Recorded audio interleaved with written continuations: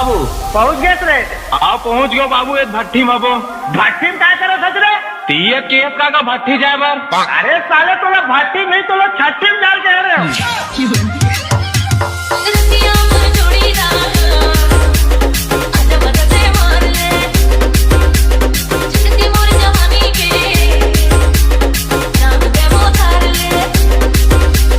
You're listening to Liladhar Exclusive.